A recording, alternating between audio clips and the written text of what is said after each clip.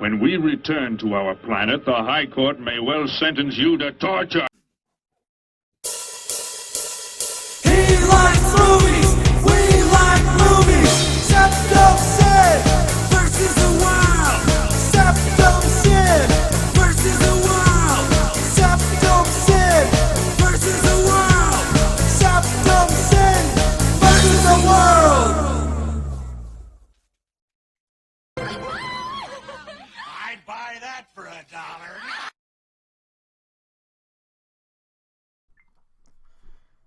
Greetings, fellow viewers out there, purveyors of those slingers of DVDs, finders of mystery and strange, rare objects. You are watching this podcast. the Vlogcast of Septum Sin versus the World. This episode is a special episode. I am here joined by Kotobuki Jake. Hi. As per usual, of course. Can't just be talking to myself. Maybe I am. You don't know. Maybe I'm mimicking that voice. Or maybe Yes. it's just Jake doing both.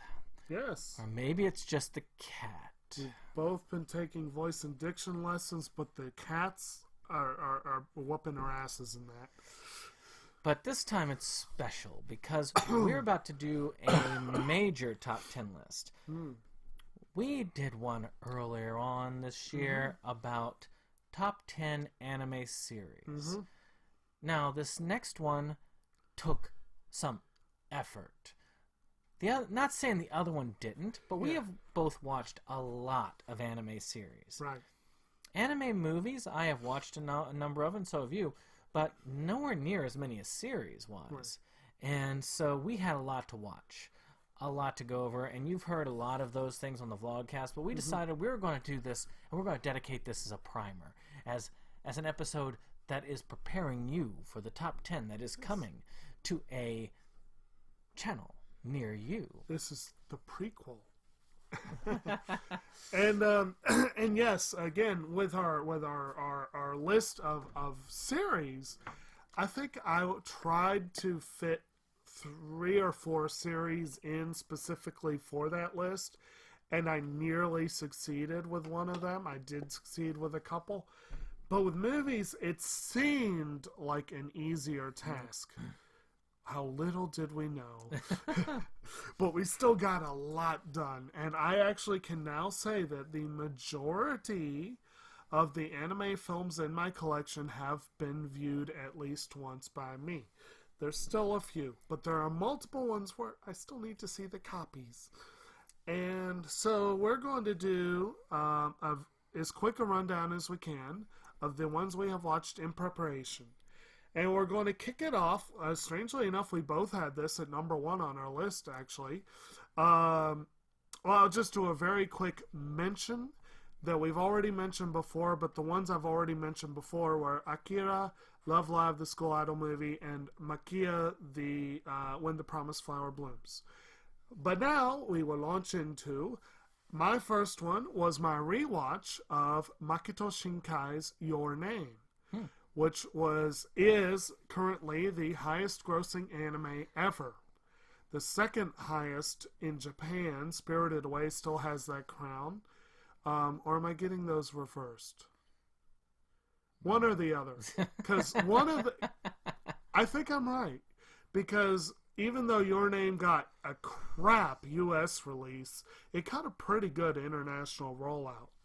And it's a freaking awesome movie. Got a good DVD Blu-ray release, though. It does, indeed. Very fancy.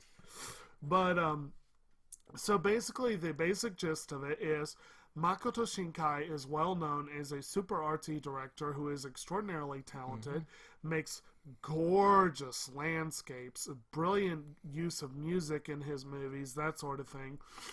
He set out to make a very popular fantasy movie, and that was The Children Who Chase Lost Voices, and it wasn't as good as it could have been. Yeah. He decided to try again. And Your Name, just people fell in love with it. In basic gist of it is you have this dude who lives in Tokyo, and you have this girl who lives way out in the middle of bumfuck nowhere in the countryside of Japan, and she is the daughter of a shrine. She's a shrine maiden, basically the daughter of a family that has always watched this temple, and she yearns for big city life. And he, he's typical city kid. One day, he realizes, wait a minute. This dream I've been having lately isn't just a dream. I've been waking up in this girl's body. And she realizes, wait a minute, I've been waking up in this dude's body. And they start communicating with each other and what starts as a body swap comedy morphs into a apologies, I have allergies right now. Morphs into a very moving movie. Shinkai is obsessed with loneliness and the connections between people, and that comes through in this film, definitely. And it was a really good way to really launch into my viewing. And so it's top of your list. I hand it to you to... Yeah, like I say, these first four we kind of decided, we're going to just pool together and cover the anime that we have both watched in preparation that we haven't gone over already on the Vlogcast. And Your Name is one of those that I was really happy to finally see. I had been meaning to see this for a long time. I mean a long time. This one actually topped my list to see, and I had to get to it almost first thing if I could. But I really did enjoy it. I thought it was a really cool movie. And again, I can't really top anything more than what he said on it. Okay. So the next one up that we both saw was Lou Over the Wall, which was a movie by the same person who did one that actually turned me on to that movie, which was Nice Short Walk On Girl. And Masaki Uasa. So, and of course Tatami Galaxy and several others.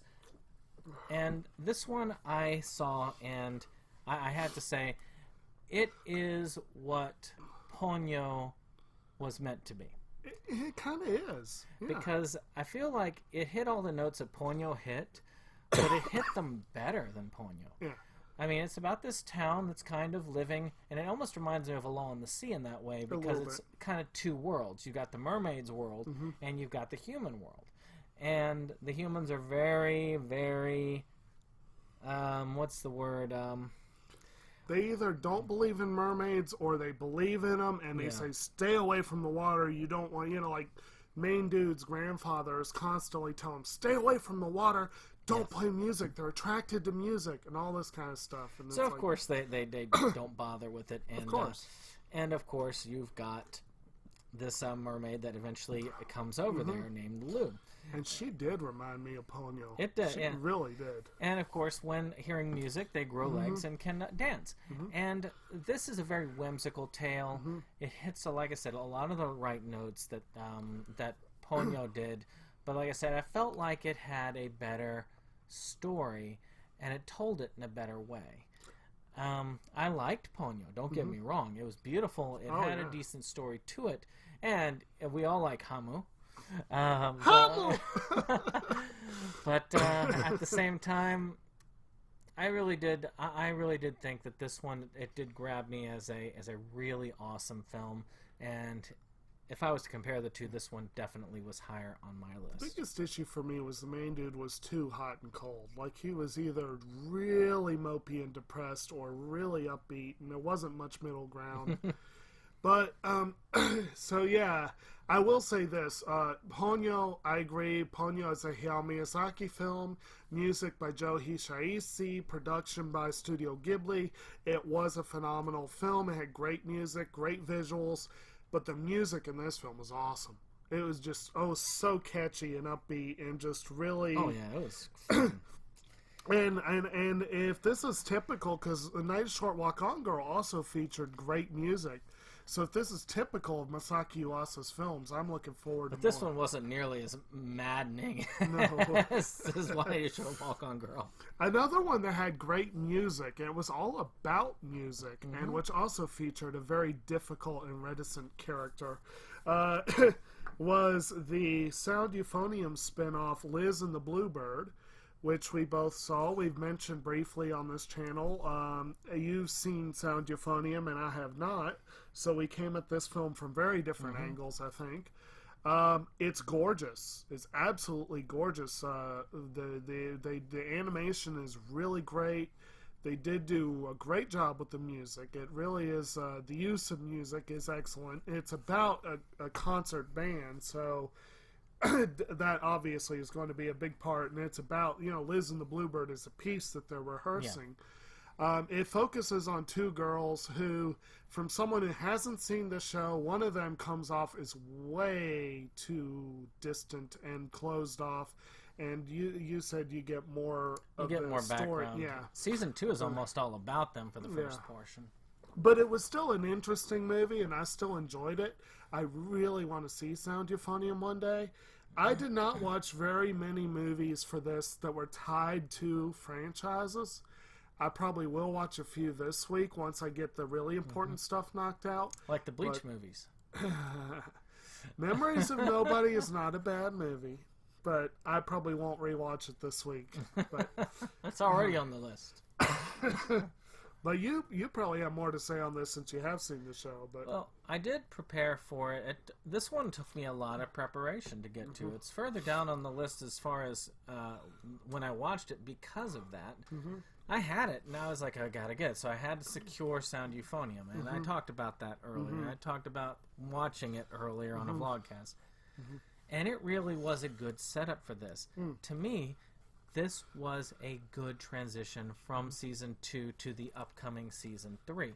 And I don't know what the new movie is going to hold. I know it's getting some U.S. releases, Pretty which is soon, going to I be good. believe. And I will be curious about that. Sound Euphonium is a good series. I'm not sure it's worth the pony can pricing, but if you're not allergic to streaming, you can probably find it on a streaming service, and I would watch it if I were you. It sets up the two characters in a large story arc in the second season, and you get to know them a lot better. You also get to understand what's going on in the background, which is really cool. To me, I think it's going to be interesting seeing Season 3 because I have a feeling that you're going to see this story, but reversed, where you've got the characters doing a lot of the stuff you saw in the background, in the foreground, and the other two in the background. And it's going to be a cool companion piece. And last of the ones that we watched, at kind of, not the same time, but for this preparation, was the NIS title, The Princess and the Pilot, which was on my top list anyway because we're preparing for that NIS America video that we're going to do it's one still day. a long ways off, but one day. I put you in an update picture, which I'll have to share that to the new Facebook channel Right. that we have, and it's just it's a lot of stuff I've got to watch. Right. I mean, I got over one of the big humps by getting over Card Captors, but That is a big hump. but still, it's there. Princess and the Pilot is this story about these warring nations, and of course, two nations are trying to kind of seal an alliance by a political marriage.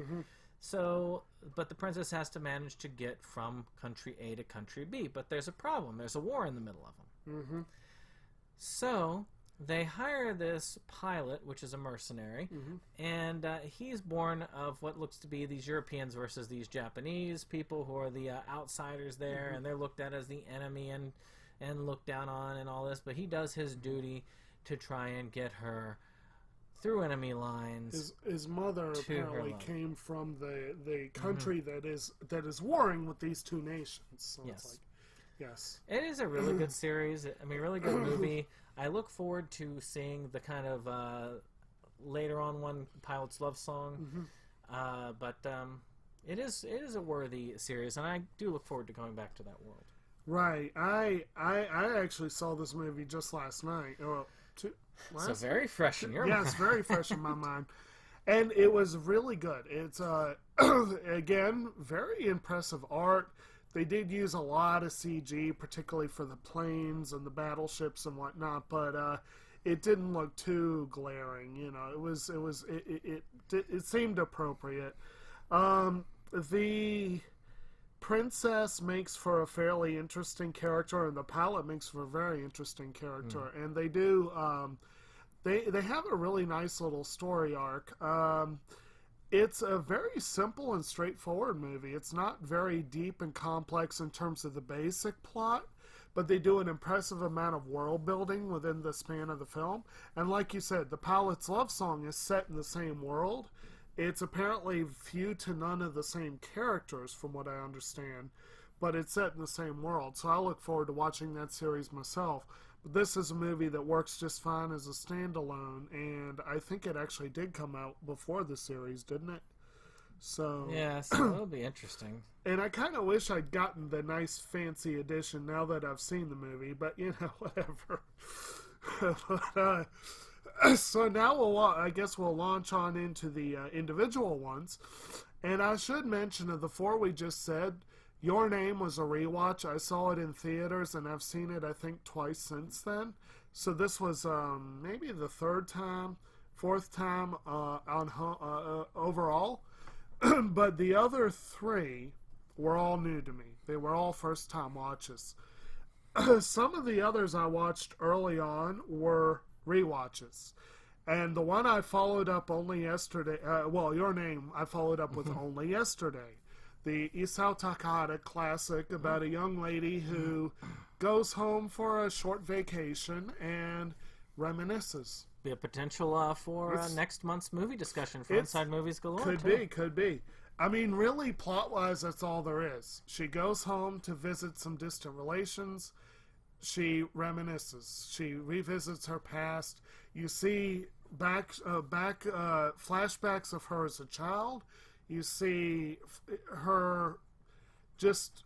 It's a coming-of-age film in a way, but it's also just sort of a... Because she's already come of age, so it's kind of like a... Very powerful film. It is. I'm having trouble describing it. It's a very slow film. It does feature some stretches that drag for some people. It's not an action film, that's for sure. Princess and the Pilot was an action film. And there is a weird segment with a schoolyard game involving a bodily function that got the movie shelved for years by Disney. Bastards. But it finally got a re-release here in time for its 25th anniversary, and it finally got an American release. And I was very happy to revisit it. I think this was my third time seeing this film. So it's a good one, and I'm happy to have that fresh in my mind. Well, speaking of revisiting, I have also revisited a film from my past called Jack and the Beanstalk. This one is an interesting take on that, and I watched it in Japanese and English back to back, and realized that I like the English dub much better. Actually, what's funny is the English dub goes along with the lip syncing better than the darn Japanese does.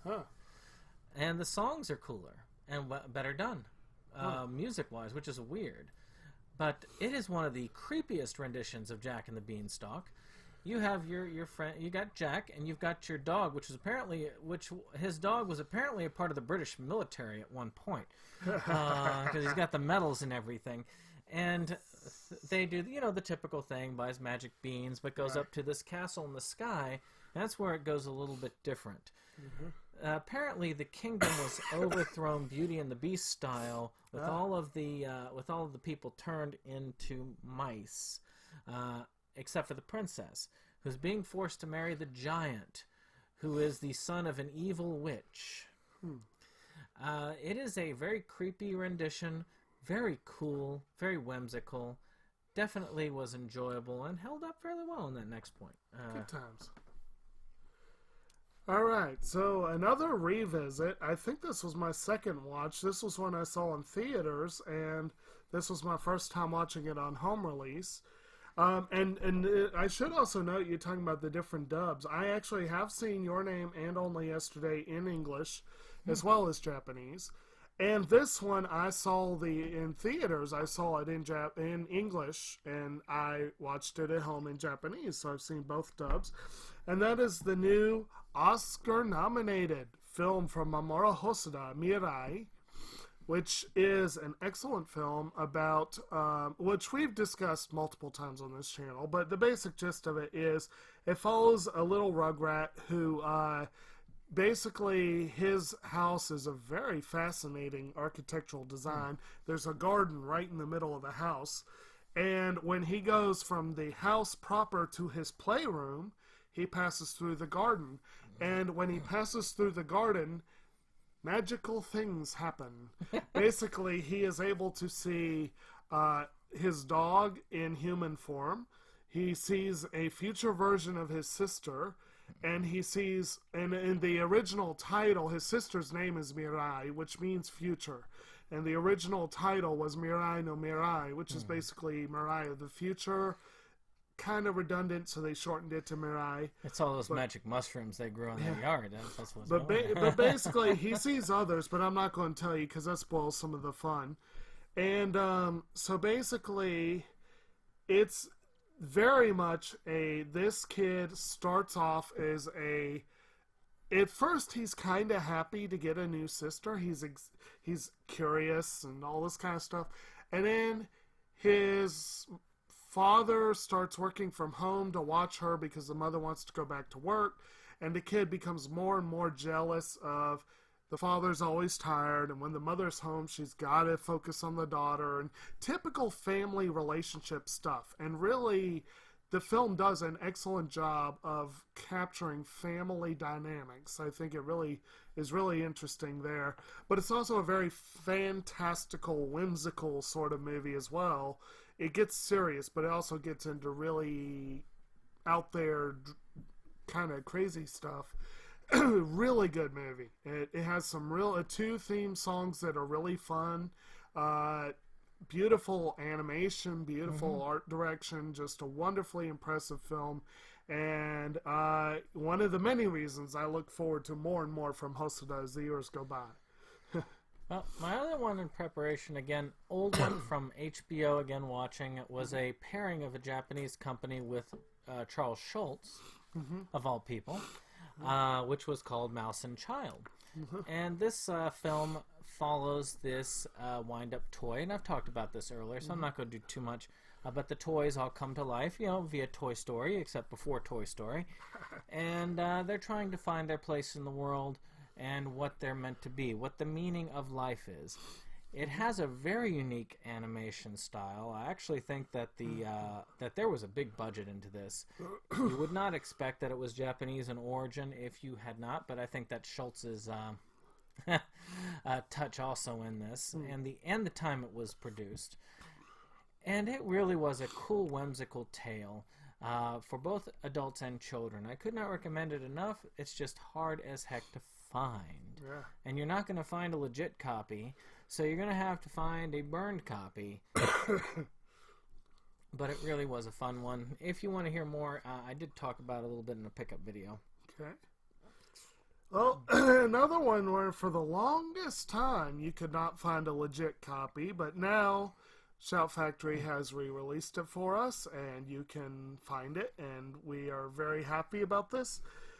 We have spoken at length on this channel and Inside Movies Galore about Satoshi Kon's brilliant film Perfect Blue. Not much more to say, really. Not much more to say. If you've been watching our channel regularly, but I did rewatch it in preparation for this, and we'll leave it at that. Just check out the old videos. Now, what I did not talk about, and we're moving a little bit quicker because of time constraints, but we're trying to get them all in there, was a film called Ringing Bell. If you've seen the cover of this cover, it looks like a Disney-style cover. It's a little lamb with a bell on the cover, all happy and cheery in a farm setting. This is a dark freaking film. I was about to say, and there were no survivors. Almost. Essentially, you've got this little lamb that's growing up and loses its parents, but decides to vow for revenge. it's a lot about Wow. a predator-prey relationship, and takes on serious dark tones of vengeance and even losing oneself to hatred and the consequences therein. It is quite dark. And for a film that starts off like a typical Disney cartoon, it is quite amazing what Nice. I've seen. Well worth a check out. It may not make my list. It may make my list, but I will tell you, you should definitely check it out. So this sounds like if Crack did another one of those ones with the movie posters and whatever, they should have a picture of this one and call it The Silence of the Lambs. Is that All right, so my next one up is one that I know is one of your favorites. I think this may have been the third watch I've had. But it's been a while. I revisited Hayao Miyazaki's Kiki's Delivery Service, Yeah, which one of is my a favorites. very, very fun film about a young witch in training named Kiki who takes off and lands in a random seaside village, which is really kind of a full-blown city.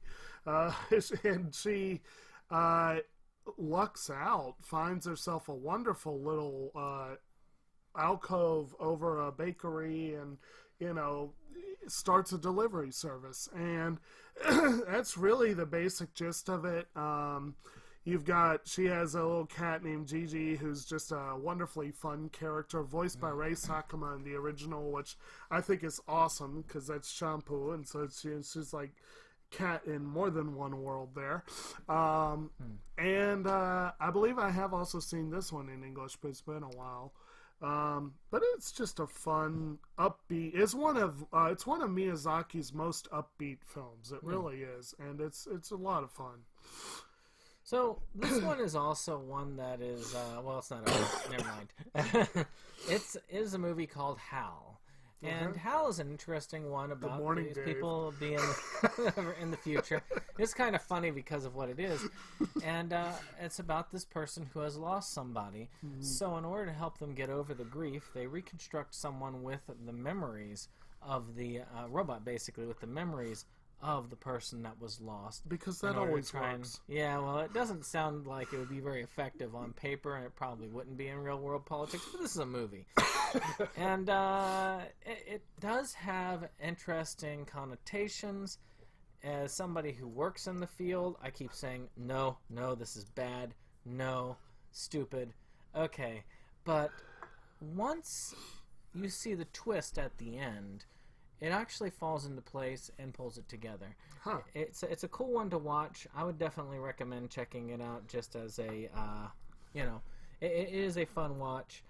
It is a little bit sad, but it is good when you're talking about getting over loss. And everybody here has lost a loved one at least at one point in their life, and it's kind of cool in that sense. I was meaning to check that one out, and I've never gotten around to getting it. This so. one I kind of fell in the background, but it was really cheap on a sale. Yeah, I know. It's one of the reasons I think why I didn't get it. Because, again, when things are too cheap, you're like, I'll get it next time. Okay, so my next one up is another one I saw in theaters, and I think this was my second watch, because I'm pretty sure this is the first time I watched my copy. And it was another Miyazaki film, a much more serious and somewhat darker one than the previous, and that was The Wind Rises, the film that was supposed to be his swan song, but he is now neck deep in making a new movie. And The Wind Rises follows a young man, I believe his name was Jiro Horikoshi or something like that, and he is essentially a composite of several real-life individuals, but he is a designer, an airplane designer during the 1930s or thereabouts in Japan, and he himself has to deal with the loss of a loved one, but I'll leave it at that in case you haven't seen the film. But it's a very pretty film. Yeah. Miyazaki loves aviation. You watch any of his films, you can tell he loves airplanes and all sorts of aviation, and he poured his all into this film and really did make a love letter to aviation, basically. But it also is there's a love story in there as well. This guy has a young lady that he falls for, and she falls for him, and it's a good film. I did not think it was his very best film, but I think, especially with a second viewing, I think it was really well done. You can tell, the care he put into it, that he really it was loved a good it. film. And even if it didn't end up being his swan song, it's a worthwhile watch. Well, yeah. Well, that's that working spirit. He does not. He likes to go from project to project to project to project. What's that movie called? The Never-Ending Man? I mean, that's Yeah. appropriate. So, this one is kind of a good companion piece to Makia, which we talked about earlier in the channel. Both of us did. And this is Wolf Children, which is also another Mother's Day type hit. And Wolf Children follows this woman as she raises basically 2 werewolf cubs. I'm not going to talk about how or why. Again, try not to spoil a lot. You'll get more spoilers in our top 10 list if one of these movies makes it. But again, I want you to see these things, a lot of these, unless I tell you don't go, and then you can just avoid it. But this one actually is a very cool tale, a very well written tale by the same person who did Summer Wars, and Mirai. and Mirai, and a lot of other cool movies. So it is worth checking out. It's one that I had kept avoiding for a while because, like, I'll get back to it. But I eventually see it, and and I'll admit, I did tear up a little bit at the end. Not as much as I did with Makia, but it's hard to beat that. That was a rough one to. That was a good one. And Wolf Children is a really good film, Yes. and I am a huge fan of Hosoda and all of his stuff. And I actually did watch this one with my mother, and she loved it. And I'm like, it is a film that really gets into parenting and that sort of thing, and kind of like Makia, kind of in a lot of ways. Did you show Makia to her? Not yet, but I intend to. But one I did show her, and she actually was very impressed by. A film that we have spoken about at multiple points on this channel, and I definitely gushed about it after seeing it in theaters, and I finally got to watch my copy of A Silent Voice. And I still actually have yet to watch this one in Japanese. I need to. I've seen it twice. I've seen it twice in English now, strangely. That might be the only one on the list I've not seen in Japanese. But it's extremely notable because they actually, the deaf girl in the film, they actually hired a deaf woman to, and I'm just impressed that they did that because they don't get many vocal acting roles. And she apparently was very into the character and very, but the basic, we've talked about this one again at length on this channel, but the basic gist of it is you have a guy who was a bully when he was a kid. Yeah.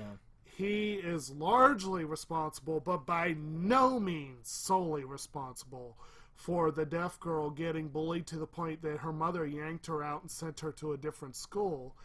But everyone dumped on him. He took the fall. And I still say that scene where the class is accosted by the principal, the teacher should have been fired for that. He was... Sorry.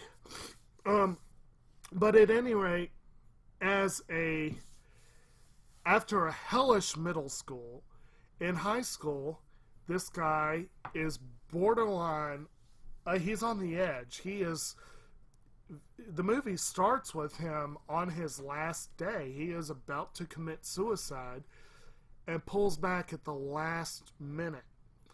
And he ends up reconnecting with the girl and trying desperately to make amends, to make atonement for what he did as a kid. And I kind of like redemption stories, and this one really is a redemption story, but it's also a real nice sort of relationship drama. Like it really gets into a lot of different sorts of relationships, and the way that your past misbehaviors can cause changes in the present, and all kinds of stuff. And it's just a gorgeously animated film, just really worth checking out. Yeah. So, another one that we've covered on this channel, you're going to get this theme a lot, is In This Corner of the World. It's a beautiful film, done very well, nice and kind of watercolorish look to it, set around the time, of course, of World War II. Smack dab in the middle of. And essentially, the main character is this woman who ends up getting married off to another family and moving over there, which is fortunate for her considering where she was living.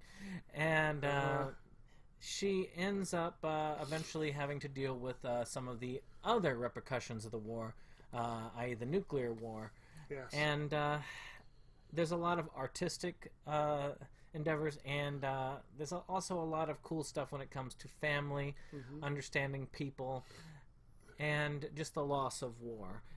The art style is cool and bothers me at the same time, because all of them look like children, and it's kind of just weird. Not all of them, but the main girl does look very young. So, like I said, it's a good film. I enjoyed it. And I do think if you're looking for a nice World War II type film, it is a good one. It's definitely not as harsh as Barefoot Gen, and it definitely is not as manipulative as Grave of the Fireflies. So, a good middle ground, I think. Okay. So I think so far, we've only really looked at theatrical releases, or at least mainly. My next one was actually a TV movie, which we're counting all sorts of movies and specials on this. And this was it was an odd early endeavor to branch out from Studio Ghibli. They let some of their junior individuals set about doing a TV movie to show that the Ghibli model could be used to make a cheap, really good special. And they ended up over budget and over time, and it didn't really happen again.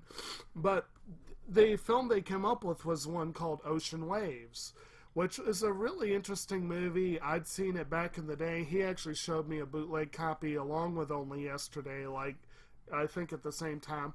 And like Only Yesterday, this was one Disney had the rights to and elected to do nothing with it. Until GK saved it from the fires. For some reason. I still don't see why Disney didn't give these to Miramax. I just don't, But at any rate... They were too graphic for Miramax. Ocean Waves features this guy and this girl.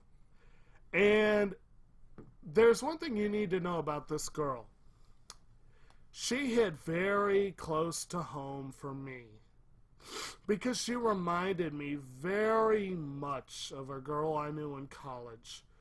A girl who I was very much enamored with. I would even say in love, at least to a degree. And I ultimately got sick of her shenanigans. She was the ultimate flake. And this girl in Ocean Waves reminds me so much of her. But it's still a good movie. It's very interesting. It is Ghibli, but it doesn't really feel all that much like Ghibli. It's well worth a look, and I was happy to revisit it. I think this was only my second time on that one, and yeah. All right. Well, I have another World War II film, but unlike being the subject, it was actually made during World War II. Oh, wow. A Japanese propaganda piece called Momotaro, which has a lot of other significance if you think about the name. But this is essentially a propaganda piece with Disney-like characters and animation talking about how the Japanese are winning the war and it's frankly very disturbing at some points. And you gotta look at it in a historical context. I look at this as if you are interested in reflection and propaganda pieces of the time, this is a really good thing to see. But if you're watching this for any type of like deeper meaning or entertainment value, unless you got a sixth sense of entertainment, no, stay away from this. That's all you have to say on that? Okay. And that's all I gotta say about that. Okay. So, speaking of war, how about peace? So, we have one thing that has apparently been a pretty good tradition in anime is anthology films. And I hope to get hold of Modest Heroes, but it's looking like I probably won't before this video comes out. And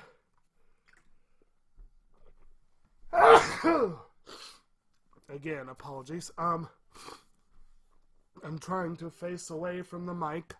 Hope it's not too loud. Anyway, hate allergies.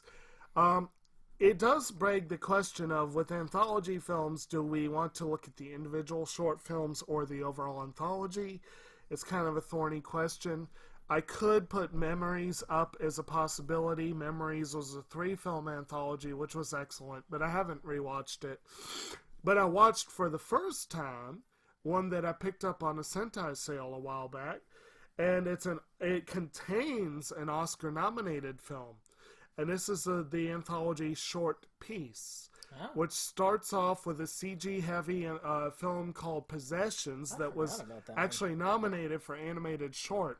And Possessions is a fun little film. I enjoyed it a lot. And the second film I enjoyed. The third film was pretty brutal and gory, and the fourth one was kind of boring. Yeah. So overall, anthologies are usually a mixed bag, and overall it was a mixed bag. But I enjoyed it. Short Piece, I'll talk briefly on Possessions because it was the Oscar nominee. You have this dude who's in a heavy downpour, and he comes across what looks like a little shop or something, like a little recess in the mountain. And he goes in, and it's abandoned. There's nobody there, but he sees like all this broken pieces of stuff. And as the night goes on, these possessions come to life, which the movie has kind of a dual meaning. You know, they're possessed and they're possessions, and it's kind of interesting. They come to life and come to him, and he, without batting an eye, he just starts mending. You know, he starts mending the umbrellas and fixing this and fixing that. And by the end of the night, he has put all these spirits at peace by, you know, helping them out and giving them some, I liked it. It was a cute little film, and I enjoyed it. And that's really all I'm going to say on that one. I don't know why I can't remember. Yeah. I had forgotten about that one. I might even have it filed incorrectly in mine. And I'm going to trip and fall. All right. So my next one is one that is interesting in a different manner, and I'm going to go over this as a trilogy of films because I really didn't want to go over all of them, which is the Galaxy Express films. Galaxy Express 999 A Turtle Fantasy I'm going to leave out because I feel like that one was more on the lines of getting prepared for a larger film series or larger TV series at the time. It was okay. But Galaxy Express 999 and Adieu Galaxy Express are very cool tales. They're kind of shortened versions of the TV series. And 999 follows this individual in the future who was killed off. Wasn't killed off. His mother was killed off by these human hunters, which are basically, they're humans who have been placed in robotic bodies. So he decides he wants to go and get revenge by getting his own robotic body and then hunting this guy down and taking him out. Now, he ends up boarding this Galaxy Express with the help of this mysterious blonde woman, which I know you know what I'm talking about. You may not have seen it, but I know you know what I'm talking about because the visuals are everywhere when you talk about anime. And they go from planet to planet, and I'm guessing this cycle was lengthened throughout until they get to the end of the game and they confront the guy who killed his mother, and even the concept of being human versus being a robot. I Do Galaxy Express takes place later. The Earth is engaged in war, and the destruction that happened at the end of the first movie has triggered pretty much an all-out war throughout the rest of the series. And, of course, a lot of these characters recur again as they go on another adventure in order to try and find more eternal peace. Again, a good series. I enjoyed the 2 out of the 3. The third movie I kind of like, okay, yeah, but I feel like there's a lot missing.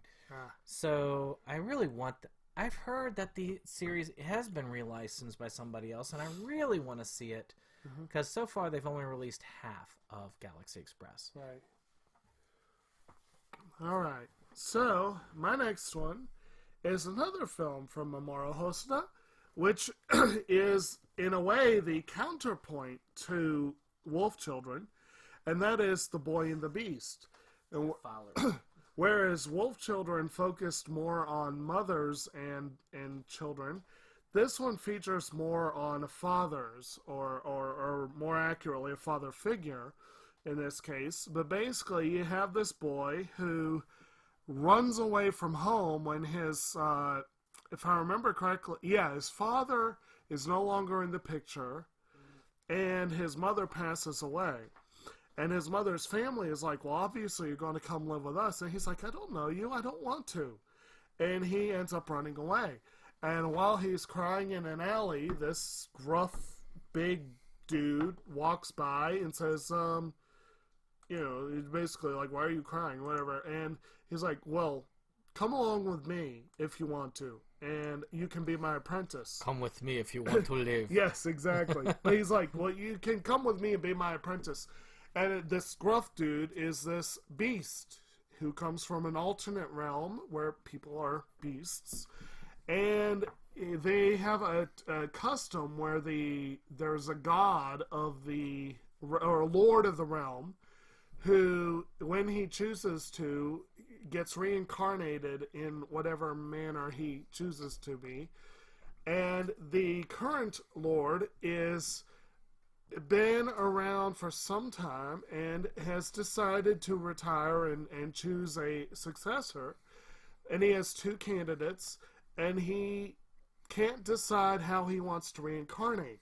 So for several years, he lets these 2 duke it out, trying to one-up each other. And one of them is this he seems regal. He's this very, he's a hog beast man, sort of, who has 2 young children. And one of them is a bit of a bully, and the other one seems very polite. And then you have this really gruff dude who's a bear, Kumatetsu, Iron Bear, that's his name in the film.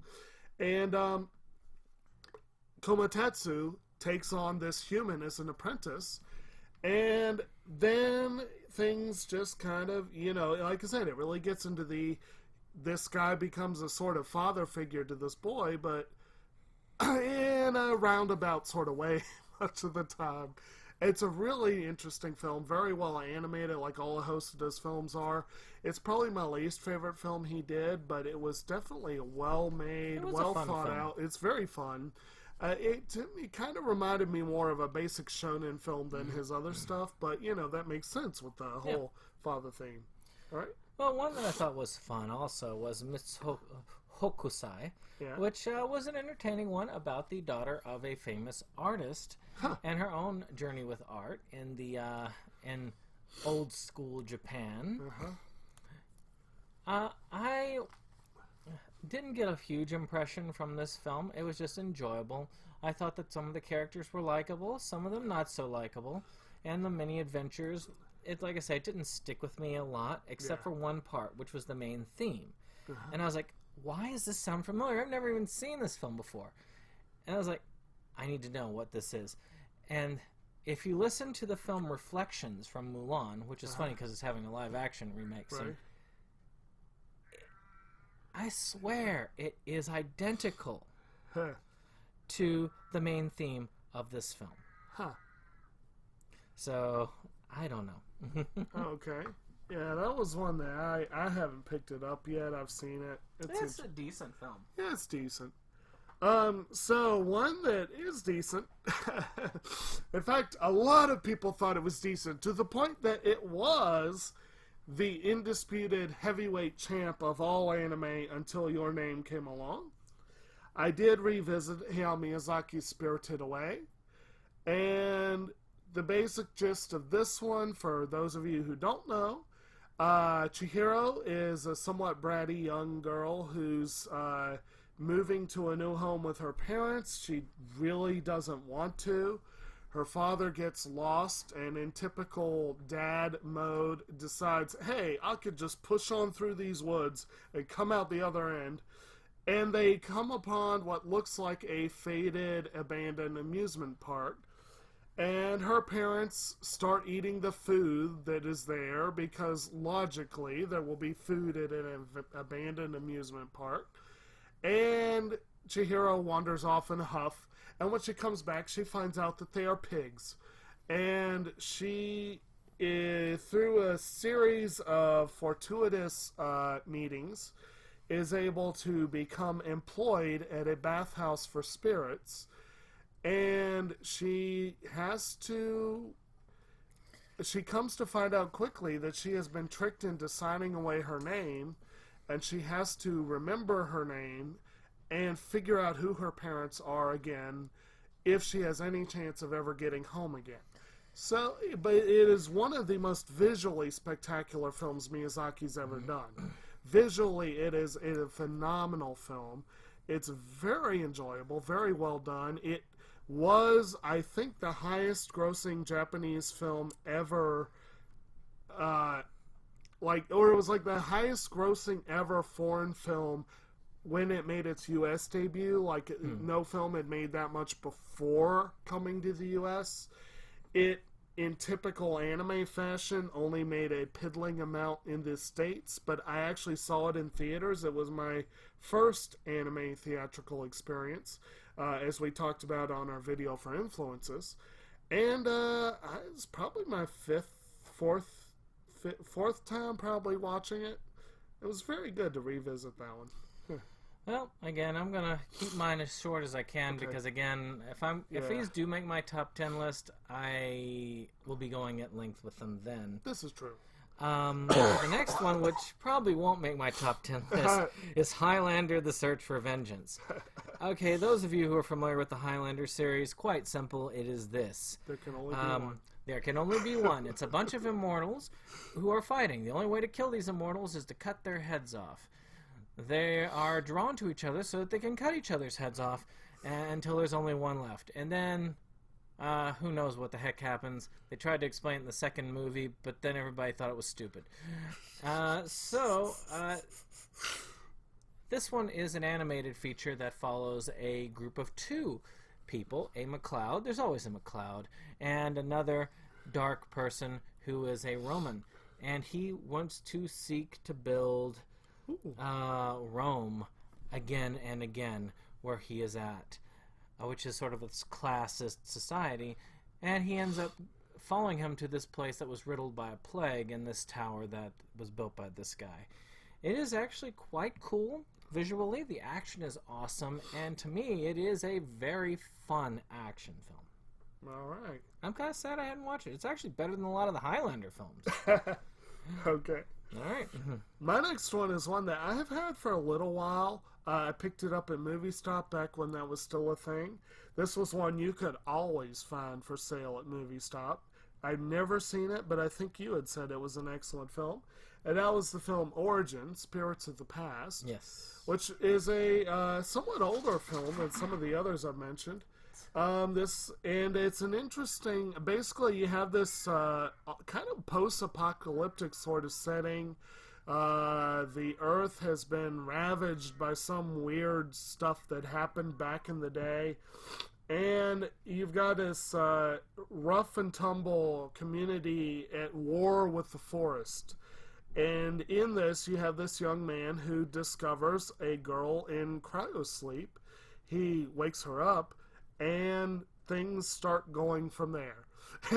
And it turns out that she is from way back in the past, and she's not the only one who has appeared from that generation.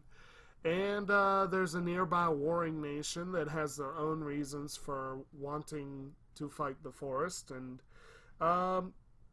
it was pretty interesting. I enjoyed it. It was kind of, yeah, that's all I have to say on that one. All right. The next one I have, again, not much to say on it. It's Golgo 13, The Professional. Okay. Golgo 13 is a professional assassin and sniper, but he's good at killing things in many different ways.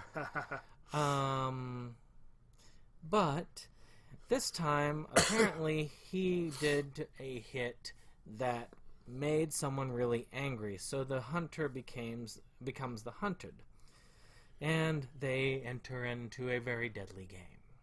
That's about it. It's a standard Golgo 13 storyline. Not much to say. Strong man, violence, sex. All right. Good times. Yes. All right. So my next one was very short. This is I don't remember if this was an OVA special or what, but it was short. It clocks in at less than half an hour long, and the short film that comes with it is about 3 minutes long, so you can watch them both very quickly. And the film was one I picked up on a Sentai sale for like $3, and it was called Typhoon Neruda. And basically it's about these kids at this school that a typhoon is bearing down on the school, and one kid happens to notice a strange girl who seems to be in danger of being struck by lightning, and he goes after her to save her and gets pulled into some weird, crazy, I'm still not 100% certain I know what happened sort of thing, but he and his friend end up trying to help this girl, or actually they're going against her wishes to try to protect everything and save everyone. And that's all I'm really going to say on that. There's not much more. It's very quick. It's very inexpensive. I recommend you check it out. But there's not a huge amount to say there. And the short film Control Bear Wonder Garden is weird. Sounds weird. It's weird. This little girl is walking by a shop. She sees a bear next to a cutout of another little girl, and she ends up in a weird fantasy with the bear, and it just is strange, but interesting and cute, and like I said, about 3 minutes long. My next one is one called King of Thorn. It's based off of a fairy tale, Sleeping Beauty. Where you've got this group in the future, and they're contracting this virus, which slowly turns you into stone. Oh. Well, not so slowly. I think it was like within 12 hours you die. That's not very fun. Yeah, it starts actually with somebody falling, just basically jumping off of a roof and shattering into a million pieces. Huh. So they don't know how to combat this. The world is dying, so these people are put into cryosleep. The people who are put in cryosleep, when they wake up, they find that the world has changed. That these massive thorns have overtaken the castle that they've been asleep in, and these nasty monsters are roaming, and they have to fight to survive in this potentially new world. Oh. Very interesting. It's one I kept putting off for some reason. I don't know why, but it's good, but not so good. Huh. It's okay. Okay. It's okay. All right. One that was good and quite so good. That, again, we saw in theaters, and this was my first time reviewing it on home video, was the other film from Masaki Yuasa. I actually watched it in a pairing with Lou Over the Wall, and that was the film The Night is Short, Walk On Girl. It is a fun film. It's got a wonderful soundtrack. It's very artistically unique. I mean, it is a very distinctive film. Plays a little too fast and loose with the effects of alcohol on the body, but otherwise, it's a very fun film about an entire year that takes place over the course of one very long night. Focusing on this black-haired young lady known only as Iotome and her senpai, who is madly in love with her, and the various other crazies that they each encounter as the night goes on. And fun little movie. I love this film, and Tatami Galaxy is a good companion with this. I need to see that. As they come from the same, and you'll be able to get it now because it's releasing officially. Yes. So I have a copy, but it's Region 2, so take it or leave it. Speaking of take it or leave it, and I would prefer to leave it, let's get to the Asylum sessions. This was a very cheap purchase, and I'm glad I didn't spend a lot of money on it. It is ugly CG animation. Oh, lovely. It is about essentially the society that kind of represses artists, and there's cyborgs and some other stuff, and it's uninteresting and kind of ugly. For a piece that's supposed to go around art, it's an ugly piece. I wasn't interested. I thought it was boring. I did not like the visuals. I really didn't like it. No, sir. I didn't like it. So that's pretty much the whole of it. But you know, for those of you who like those pieces about revolution, Right. about the freedom of thought, those concepts are still good concepts. And if you really love that clunky CG art style with the cell shading, you will like this film. Oh, good times. So, my next one is one that also helps prep for our way in the future NIS thing. I finally got to watch the movie Fusée, Memoirs of a Huntress, which is a very interesting film. A young lady is a huntress who lives in the mountains of Japan back in the day. This is like, I don't remember what period it was set in, but it's way back in the day. And her brother is a Ronin who lives in town. And after the death of her grandfather, who taught her in the ways of being a huntress, she is invited to come to town by her brother. And she does. And she's very happy to be reunited with him. Unfortunately, it turns out he's a bit of a loser. I mean, he's this very hapless individual. He has not made his way as a samurai, not very well at all. But as it turns out, there is something going on in this town. There are these beings known as Fusée, which are human-dog hybrids. Don't think too hard on that. And she is horrified to see a display of these dogs' heads on the table. She's like, that one's just a pup. And they're like, she gets this whole story about, no, they're evil and they're nasty and all this stuff. And the guy in charge, the local lord, is offering a huge bounty for them.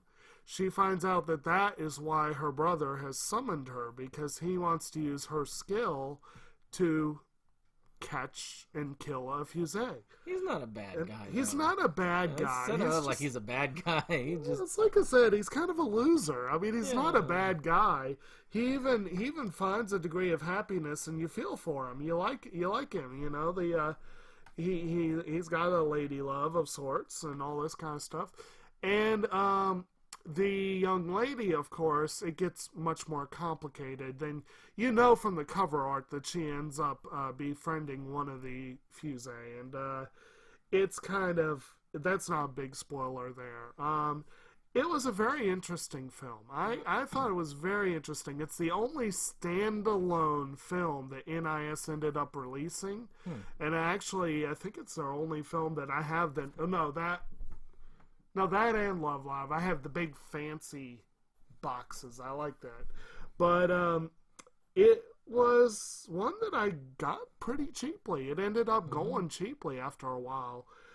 But it's a good film. It's worthwhile. I do hope that someone else picks up the license and runs with it, because it'd be worthwhile to keep around. Oh, the next one I've got is a classic. Well, not so much classic, which was the Initial D Legends movies.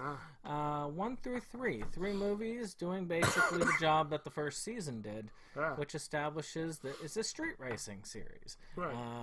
Essentially, you've got a lot of people who are street racers in Japan, and they're meh. And there's this one guy who delivers food there that's extremely good, and passes by one of these other street racers that's going through and intrigues them, and it keeps bringing these stronger and stronger street racing opponents.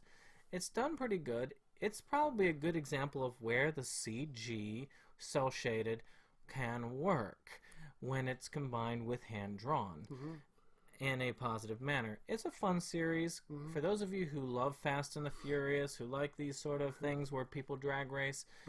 This is a fun one for you. Right. So, my next one that is an indisputable classic. Bless you. Sorry about that. One that is an indisputable classic is the first official release from Studio Ghibli, Hayao Miyazaki's Castle in the Sky, which I did get to revisit the other night, and probably my third-ish viewing, but first one in a while. I have always loved this one. It's always been one of my favorite Ghibli films. It's basically about, you got this dude who works in a mining town, and he sees a girl falling from the sky, but she's falling very gently. Doesn't seem gravity is affecting her all that much, and she's got this glowing crystal around her neck. And he goes and grabs her, and isn't thinking. He's like leaning way forward, and then the crystal shuts off, and he almost falls off because, and he, when she wakes up, he talks to her, and he finds out that she had fallen from an airship where she had been essentially kidnapped by government forces, and pirates attacked the ship, and she got lost in the shuffle and fell off the ship, and the crystal saves her life. And eventually you come to find out that she is the long lost descendant of the inhabitants of a floating kingdom called Laputa. And his father, had captured a picture of Laputa, and people had thought he was mad and crazy, and that sort of story. And obviously the pirates and the government forces come back into play, and it's just a good, fun, and old school adventure film, and just good work from Miyazaki. Yeah. So next one up is another classic, Little Nemo Adventures in Slumberland. Now this one actually is a classic. I remember playing the video game on the Nintendo system when I was younger. It's about this kid who goes to sleep and he goes to Dreamland. And he has these adventures, and he finds he's invited by the princess of Dreamland to come for a play date. Eventually, he's told, oh, well, you can marry the princess, and you could be the king of Dreamland, and all this stuff, and all that's kind of good, until he ends up opening up a sealed chamber with a nightmare that ends up plunging the world into darkness, and now he needs to rectify that. So that's essentially the gist of it. It's a really well done. It's fairly well animated. There are some types of drawings that kind of are not so good date-wise, a little bit dated, but still very good series. Very good movie. Very enjoyable. Glad I watched it. Well, actually, that's a really good segue. I'm going to skip one and come back to it, because that's a really good segue into one of the others I watched, which was Urusei Yatsura Movie 2, Beautiful Dreamer. Which is currently the only piece of the franchise in print. Discotheque, you need to get your butts in gear. But their Blu-ray release, it looks good. They cleaned it up really well. I was impressed. Urusei Yatsura, of course, is an early Rumiko Takahashi series, a behemoth of a series. does come with 6 movies, and theoretically any one of the 6 could show up on here. Beautiful Dreamer is far and away the most popular, probably in part because it was directed by Mamoru Oshii of Ghost in the Shell fame. And you can see some of the themes of Ghost in the Shell actually as far back as this film. But it definitely, you have the inhabitants, the students of Tomobiki High are preparing for a festival, school festival, and there starts to be a feeling of deja vu. Certain characters realize, wait a minute, we've been through this before. And eventually you come to realize that not just Tomobiki High, but Tomobiki Town are in sort of a Mobius loop where they keep doing the same period of time over again. And certain things inexplicably keep functioning. Ataro Moriboshi's house functions perfectly. They even get the morning paper every day for his father to read. And the nearby convenience store is well stocked. And everything else is just disappearing, and going away and all this stuff. And various characters disappear as the movie goes on. And you come to realize there's a dream involved. And I'm not really going to say anything beyond that, just in case spoiler territory. But it's a really good introduction to the series. It's a really good primer. Some characters only get a visual cue. Sakurambo gets, I think, 1 line. The Kotatsu cat only shows up briefly. Ryunosuke, my favorite character, only gets a few lines, and they don't even have Ran or Oyuki in the movie, which surprised me.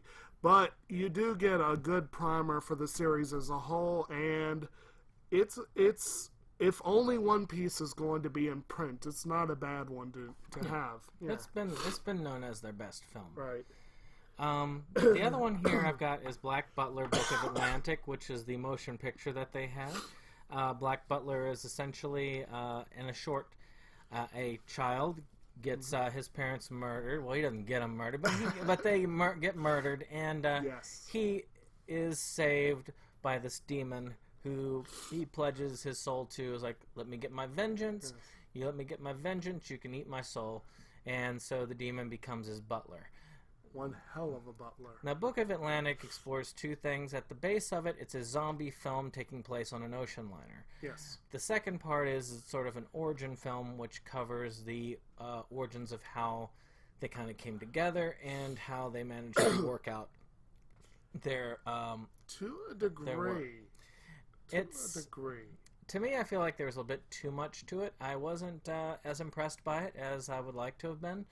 It's a very good series. It's a decent film, but there's a much better stuff in the series. It's also better than Season 2, but then most things are better than Season 2 of that I find it series. interesting that they condensed that entire story into a film. Yes. I mean, that was kind of...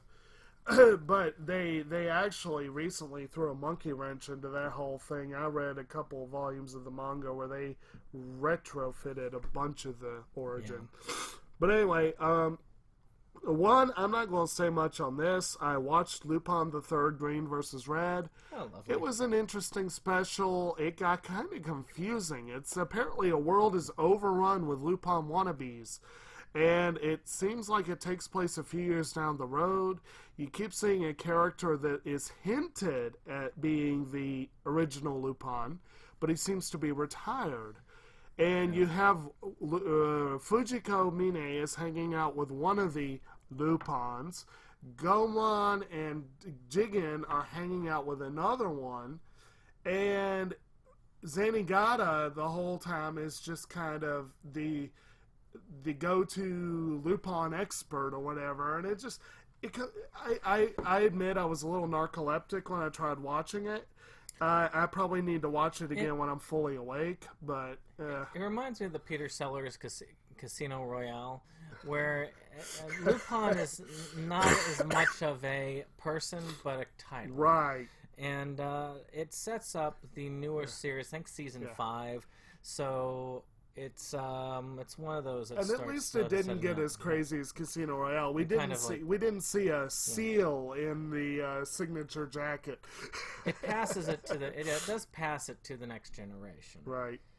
Speaking of long series, Batman Ninja, Ah, which has been discussed on this channel before, and pretty well at length. So I'm just going to say this really quickly.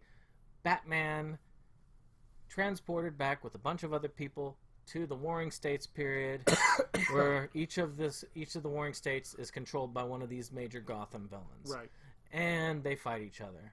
Yes. And it's Batman, and Batman's a ninja, and that's all you really need to know. And it looks like a video game. It's fun, though I do think that the stuff where they all have mechs at the end is a bit too over the top for me. I thought it was doing pretty well until they got to everybody has a mech. Everybody gets a mech. Everybody gets a mech. You get a mech, you get All a mech. right. All right. And then my last one that I have watched so far, I have several more in the pipeline that I'll hopefully get to this coming week. We'll see. But I followed up The Princess and the Pilot. Like I said, I watched that last night. I followed it up with another princess movie, if you will. I rewatched Princess Mononoke, which I think this was actually only my second viewing. And this is the film by Hayao Miyazaki that was originally brought over here by Miramax and made a little bit of a splash before they were officially brought over by Disney. And Mononoke is a flippin' awesome film. That's all. I mean, there's not really... I'm not going to hold back on that. It's an awesome film. It's an action-heavy. It's a period piece. This dude, who is sort of the prince of his village, I guess is how you would say it, he saves his village from a rampaging demon and travels west in order to find an answer to the curse that he's left with. And he finds an ironworks run by a woman who, it's kind of interesting. It's a matriarchal society that they have there. And they are at war with the local forest. And the forest is a home to large gods, beast gods. And she has got it in her head that she wants to kill the deer god, who's the one who's the head of it. And this guy who has traveled west, and he kind of meets and befriends everyone. He meets her. He makes friends in the village. He goes into the woods and is saved by the deer god and gets to know the girl who is known in the ironworks as Princess Mononoke, but I think actually goes by the word San, I think is her actual name. And she is a girl raised by wolves and the wolf god specifically. And it's a wonderfully environmental themed film, I think, and a good action film and very interesting. That's all I'm going to say on that one. I guess the rest of this is me, so we're going to do this quick. Night of the Galactic Railroad. This was an amazing film, very well done. An artistic film done with cats. Huh. I don't know what it is with these anthropomorphic cats. I mean, I talked about Spring and Chaos, and of course this one also. There's 3 of them with anthropomorphic cats. Nice. But this one is about this child whose mother is sick, so he's going to get this mother milk. Apparently, everybody's PO'd at this kid and picks on him because apparently his father isn't there, so they like to pick on him because kids are mean as hell. Yeah. He has only one person that talks with him, and he's going in this one night, and he discovers his friend boarding this train. And this train has this traveling throughout the universe, very similar to Galaxy Express, but a lot of whimsical, a lot of different themes. This is a piece of art. Very cool, very interesting, intricate, and deep. If you like this sort of thing, you will like this film. If you are not into the deep stuff, do not watch this film. Speaking of deeper stuff, Royal Space Force, the wings of Hone, whatever it is. You just hate that word, don't Hone you? something. It's essentially takes place in a country not too different from our own, who is pretty much at war with another country. This space race, in a sense, they're trying to shoot for the stars, and a lot of this follows similar concepts of the space race we had here, and eventually culminating in a shoot for the stars. The main pilot that's going up in the air, who was a pilot in the military, he actually befriends this woman who is almost kind of like a member of a religious cult in a sense, the way it seems like, because she's handing out flyers and all this stuff, but she's more on her own with this young sister of hers, or brother, I can't remember, young sibling of hers, and they hit it off in a way until he tries to rape her in one part of the movie. That might put a damper on it. It is a very good movie. A lot of strong messages about war and science and development and mankind in general. But it does have a bit of a pacing issue. If you want to see this in more detail, I recommend that you watch the Anime Abandoned episode on the subject, because he gushes about that movie. Alright, then there's the Mobile Suit Gundam trilogy. It's kind of interesting that these two were back to back. Mobile Suit Gundam trilogy follows the Mobile Suit Gundam series in a condensed form, which is kind of cool because I don't know if I could take this in a extended form. Essentially, there's two types of people. There's the Federation and there's Zeon. Zeon apparently was a part of the Federation, but got fed up with it and rebelled. And now they are kicking the crap out of the Federation, killing lots of civilians and all this fun stuff. You know, things that good people do. Oh, yeah. And one of these civilian areas has been developing this new type of Gundam, which is these mech suits. But this one's a special one. Well, this young man, this teenager, who is the son of the builder of it, gets in there and gets in the robot. But his name isn't Shinji. And turns out he is he's kind of a natural for it. And it goes into these, and he's like a new type, which is, sort of these people who are gifted. It goes through the themes of war, destruction. You kind of see both sides of the conflict, and it is very well done. I see why people love Gundam so much. This is my first exposure to Gundam, and it's kind of apt because it really is the first Gundam tale. So I can't really do it justice in just this short time. I would encourage you, the viewer, to check this out. You've not seen this one yet, have you? Nope, not yet. Have you seen any Gundam?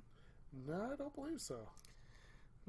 Well, next one up is Garden of Words, which I think you have seen. I have seen, yes. Which is an entertaining tale about a young man who's kind of lost in life. Right. And he decides he's going to play hooky from school every time it rains. He also meets this woman who is also playing hooky from her job whenever it rains, and they hit it off as the young man tries to find his way in the world, and she tries to find herself once again, as she has also lost herself. She is notably older. Yes. I don't remember exactly how much, but... So, with this, they develop this friendship of sorts, which toys with relationship, but not quite. And a deeper connection forms. And eventually, they are both having to confront what it is they lack. Notably, it is a Makoto Shinkai film, so yes, all about connection. And gorgeous. Yes, it is very gorgeous. It is a very pretty film. Very worthwhile. And very short. Isn't it like 40 minutes? 30? It's not Oh, long. no. It's a full length, but it's definitely... But it's a short full length. So 60 minutes. At least 60. You sure? Okay. At least. I don't think it was that. Yeah. The other one is a 2-part special called Spirit of the Sun, which is really sort of like 2 specials. And Spirit of the Sun, have you seen that one yet? No, I haven't. The first movie is actually pretty good. It's about basically Japan being destroyed by a giant earthquake. Oh. Like, not just like Tokyo, all of Japan. It's literally split in 2. And the main character is this child who kind of is separated from his parents when he goes off to catch beetles in the mountains, which is sad. Which is very tough because this is when Mount Fuji is erupting right next to where he's at, and all manner of crap happens. This is day after tomorrow type level. Oh, wow. So, essentially, that's the first movie, is surviving the disaster. Right. The second movie takes place after the disaster and has more political ramifications. The evil United States and China have basically come in under the guise of help and taken over Japan, and many of the Japanese had to flee the country to, I think, Thailand, something like that. Huh. And they end up, or maybe it's not Thailand. There's one of those areas in that area. It's like, one of the places slightly independent of China. Not according to China. Taiwan? Taiwan. Yeah. Actually, no. I think it is Thailand. Well, any case, they end up fleeing this place and ending up, they're not fitting in anywhere because they're foreigners and they don't like foreigners there. So there's this consensus of, okay, let's have them riled up and then we'll kick them out. Huh. So I really didn't like the second part. It was very political.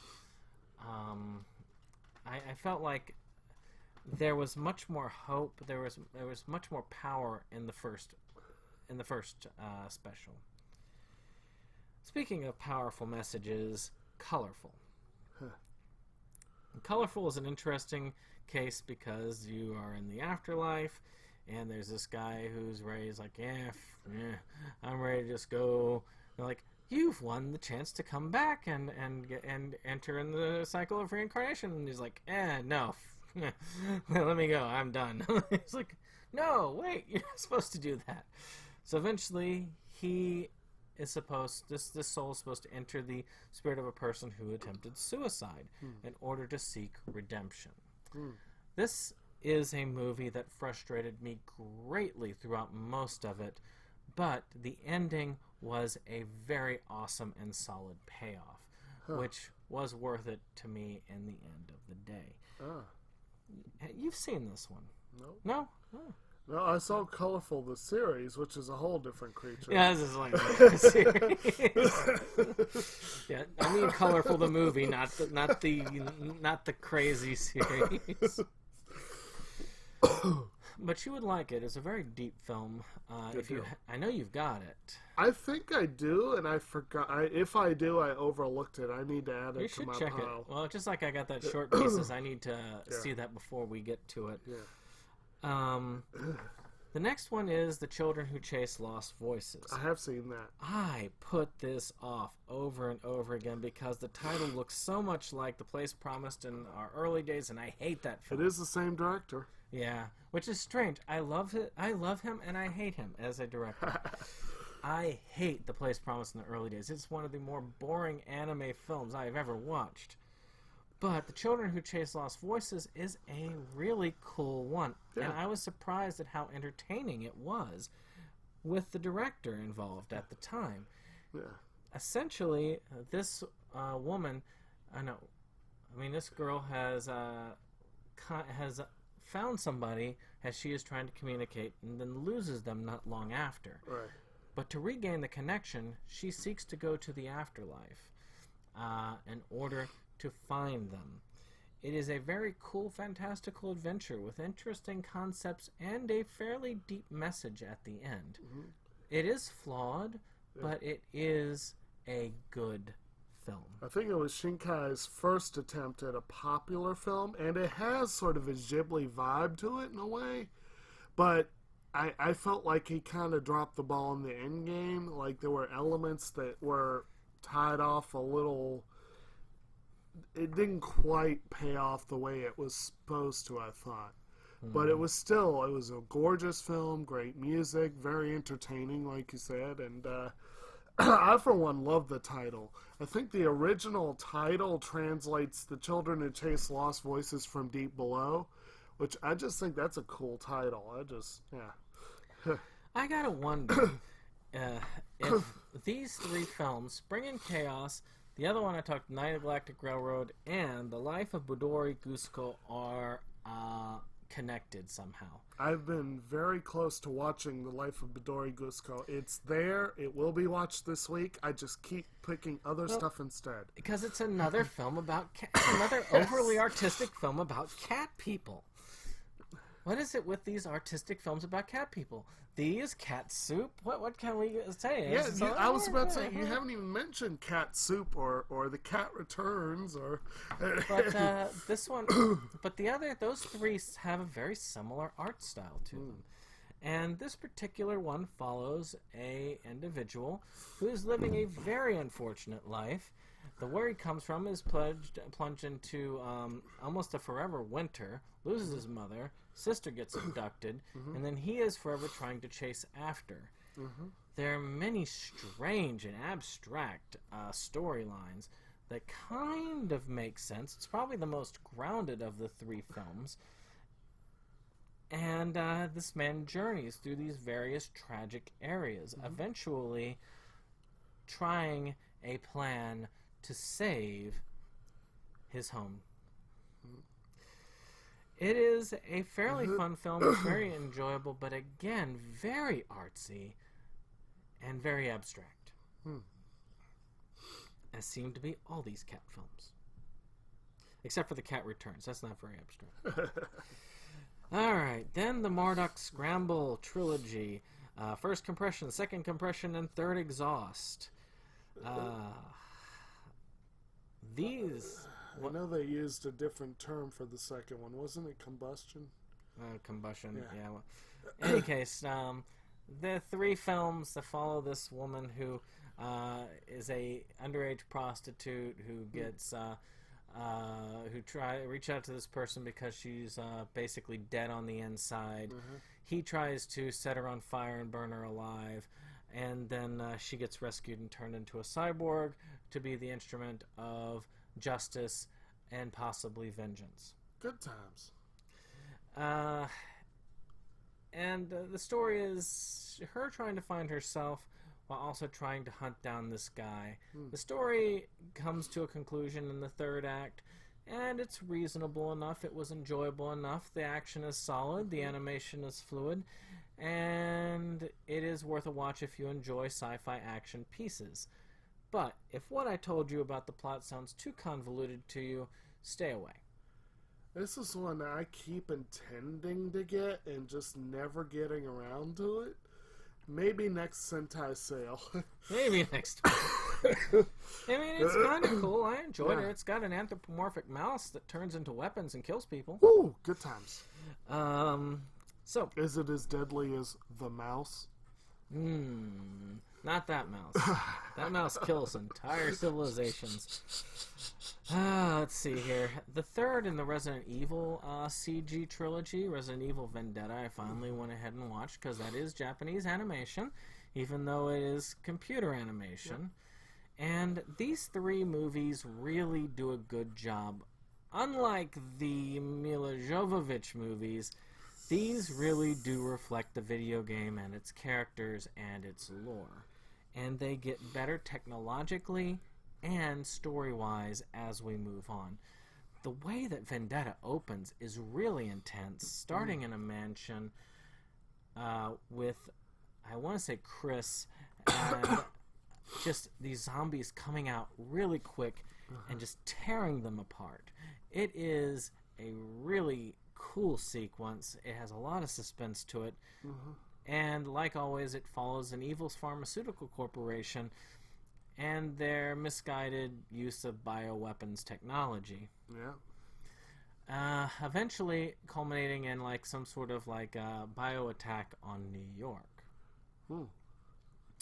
But it is really cool. It also follows one of my favorite Resident Evil characters, Rebecca Chambers, which you only see briefly, and you do get to play her in Resident Evil 0, but for the most part, you don't get to follow her much. But the three that you get to see are Rebecca, you get to see Leon Kennedy, and Chris Redfield as they work together to take down this corporation. It is cool.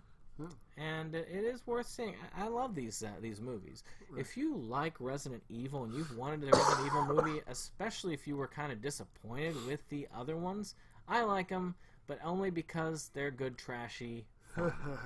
But these are the films that you would want if you were enjoying a Resident Evil game-based movie. Right. Last but not least, Dr. Slump.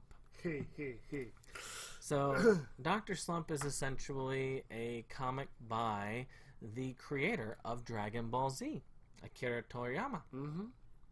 Matter of fact, this predates Dragon Ball Z.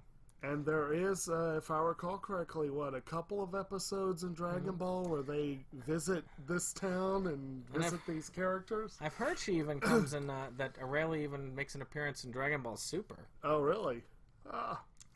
But the series has never made it across to us. I've read the entire manga. It's fun. It's a funny gag manga with somewhat immature humor. Somewhat. This was but a 5-movie pack did come out. Right. And pretty much all of them are essentially episodes of the show. Except for Space Adventure, which kind of does the full feature thing. Hello Wonderland is only 25 minutes, so it doesn't even meet full feature criteria. Wow, that is an episode. But each one has a different type of feel to it. I'm not going to touch much of it other than the main one that feels like a feature, which is Space Adventure. You can mention the titles, But I mean, and the titles don't even reflect well on trying to find them. True. Hello Wonderland, Space Adventure, The Great Race Around the World, The Secret of Nanaba Castle, which is my least favorite of the ones, and City of Dreams, Mecopolis. I thought the City of Dreams, Mecopolis, was actually the most fun of them, even though The Race Around the World was also fun as an episode would be, but they all felt like episodes except for Space Adventure and really in The Secret of Nanaba Castle. The latter being more of where they're on basically Aurelia and several of her friends are phantom thieves trying to steal this magic gem that our main character, Dr. Normaki, I think it is? I believe so, yeah. Had got, because the thing is supposed to be able to grant wishes.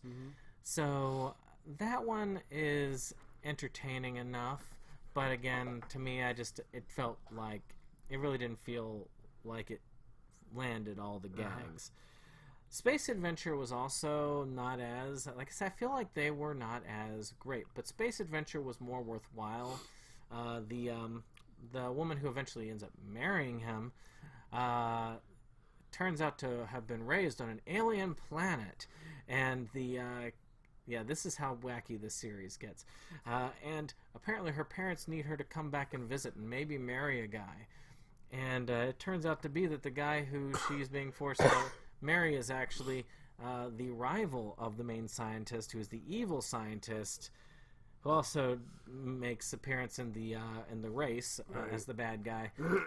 And they make a spectacle of this, and he goes in he builds a spaceship to chase after and rescue him with a big battle between Aurelia, who is comically powerful. If there is anybody that could take on Saitama from One Punch Man, it is Aurelia. People have said that Saitama could beat Goku in the constant battles between, because Saitama is a parody character. Yeah. Well, Aurelia is a gag character. Yes. And they have a battle where they're just knocked around different planets like pinballs.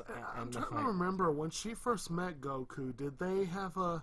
They didn't really They didn't fight. really fight. They just more palled around and had fun, if I remember correctly. But like I said, it's all about which would be funniest. Yeah. And I actually think it would be far funnier for Saitama to be beaten by a railing than for Saitama to beat a railing. Yes. So it would probably go to her. Right.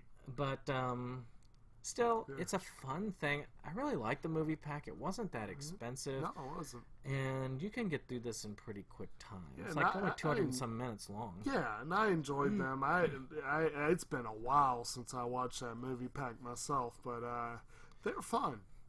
Yeah.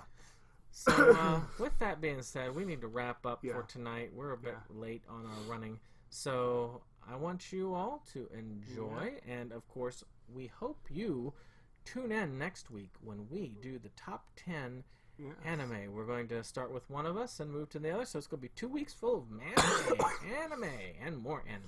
Yes. Good times. All right, so we'll see you on the next one. Bye. Goodbye.